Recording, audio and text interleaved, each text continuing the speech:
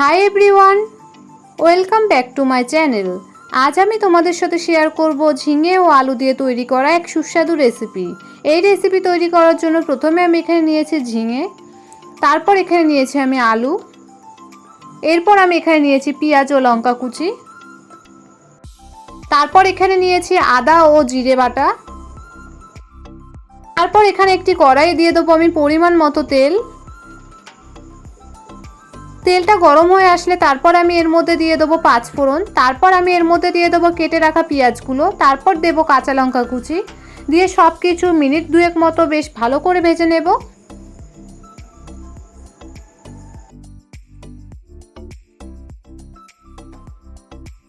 পেঁয়াজগুলো আমি বেশি ভাজবো না, একটু লাল লাল হয়ে আসলে তারপর আমি এর মধ্যে দিয়ে দেবো সবজিগুলো কেটে রাখা। তারপর সবকিছু বেশ ভালো করে মিক্স করে নেব।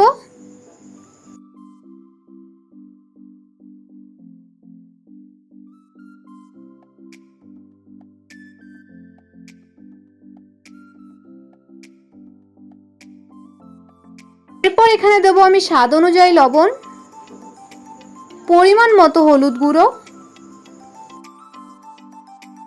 তারপর সবকিছু আবারও বেশ ভালো করে একবার মিক্স করে নেব।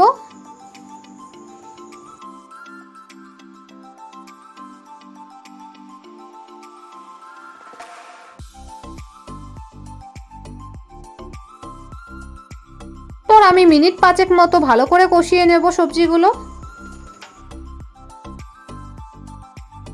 সবজিটা একটু নরম হয়ে আসলে তারপর ভালো করে নেড়েচেড়ে নেব।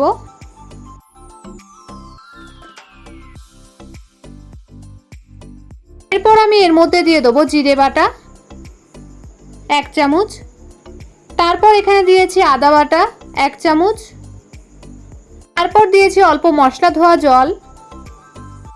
তারপর সবকিছু বেশ ভালো করে একবার আবারও মিক্স করে নেব।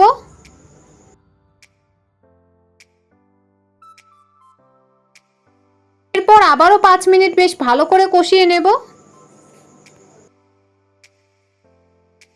কিছুক্ষণ কষিয়ে নেওয়ার পরে তারপর এর মধ্যে দিয়ে দেবো আমি স্বাদ অনুযায়ী লঙ্কার গুঁড়ো।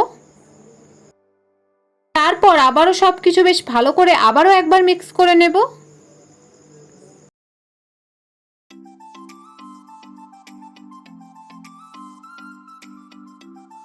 এরপর আমি আবারও সবজিগুলো 2 মিনিট মতো কষিয়ে নেব। মশলা ও সবজিগুলো যখন পুরোপুরিভাবে কষে যাবে তারপর এর মধ্যে দিয়ে দেবো আমি পরিমাণ মতো জল সিদ্ধ করার জন্য। তারপর সবজিগুলো বেশ ভালো করে একবার মিক্স করে নেব।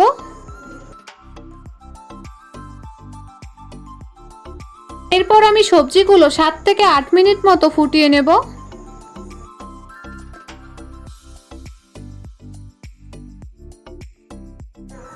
এই রেসিপিটা আমার তৈরি হয়ে গেছে। তোমরা চাইলে বাড়িতে একবার এইরকম ভাবে ট্রাই করে দেখো, অবশ্যই তোমাদের ভালো লাগবে।